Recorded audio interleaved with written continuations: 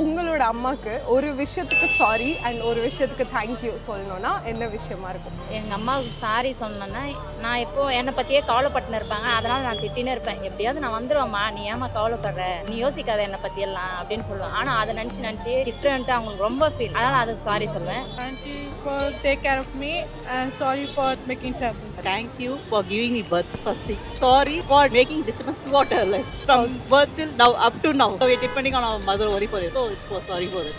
Sorry வந்து சில டைம்ல ஃபோன் பிக் பண்ண முடியாது. ஸோ அதனால அதுக்கு வந்து ரொம்ப நாளாக எனக்கு அது இருக்கு. அதுக்கு வந்து சாரி சொல்லணும். தேங்க்யூ வந்து நிறைய விஷயம் இருக்கு, அது எதுவுமே சொல்ல முடியாது. அவங்களுக்கு எல்லாமே எனக்கு அவங்க தான். அதனால வந்து எல்லா விஷயத்துக்குமே அவங்களுக்கு தேங்க்யூ தான். எங்கள் அம்மா எனக்கு எவ்வளோ பேசலைன்னா என்னை இவ்வளோ பெரிய ஆளாக ஆக்கிட்டாங்க. அவங்க தைரியமான பொண்ணாக வளர்த்துட்டாங்க. அது வரையும் அதுக்கு தான் thank you. Happy mother's day. Happy mother's day. Happy Mother's Day for everybody in this world. Do follow Chennai walks form.